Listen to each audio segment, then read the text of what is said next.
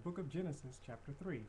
Now the serpent was more subtle than any beast of the field which the Lord God had made. And he said unto the woman, Yea, hath God said, Ye shall not eat of every tree of the garden? And the woman said unto the serpent, We may eat of the fruit of the trees of the garden, but of the fruit of the tree which is in the midst of the garden, God hath said, Ye shall not eat of it, neither shall ye touch it, lest ye die.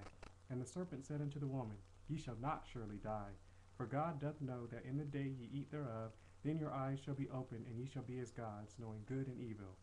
And when the woman saw that the tree was good for food, and that it was pleasant to the eyes, and a tree to be desired to make one wise, she took of the fruit thereof and did eat, and gave also unto her husband with her, and he did eat. And the eyes of them both were opened, and they knew that they were naked, and they sewed fig leaves together, and made themselves aprons. And they heard the voice of the Lord God walking in the garden in the cool of the day, and Adam and his wife hid themselves from the presence of the Lord God among the trees of the garden. And the Lord God called unto Adam, and said unto him, Where art thou? And he said, I heard thy voice in the garden, and I was afraid, because I was naked, and I hid myself. And he said, Who told thee that thou wast naked? Hast thou eaten of the tree whereof I commanded thee that thou shouldest not eat? And the man said, The woman whom thou gavest to be with me, she gave me of the tree, and I did eat. And the Lord God said unto the woman, What is this that thou hast done? And the woman said, The serpent beguiled me, and I did eat. And the Lord God said unto the serpent, Because thou hast done this, thou art cursed above all cattle, and above every beast of the field. Upon thy belly shalt thou go, and dust shalt thou eat all the days of thy life. And I will put enmity between thee and the woman, and between thy seed and her seed. It shall bruise thy head, and thou shalt bruise his heel. Unto the woman he said, I will greatly multiply thy sorrow and thy conception.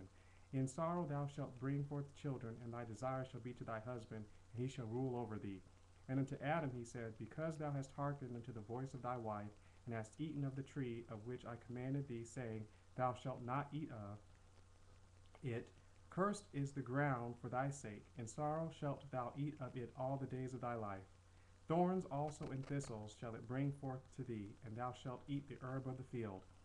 In the sweat of thy face shalt thou eat bread, till thou return unto the ground, for out of it wast thou taken. For dust thou art, and unto dust shalt thou return.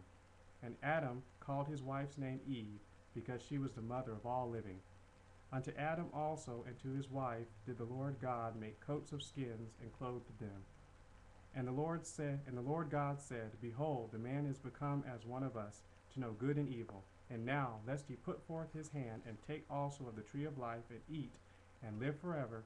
Therefore the Lord God sent him forth from the Garden of Eden, to till the ground from whence he was taken. So he drove out the man, and he placed at the east of the Garden of Eden cherubims, and a flaming sword, which turned every way, to keep the way of the tree of life.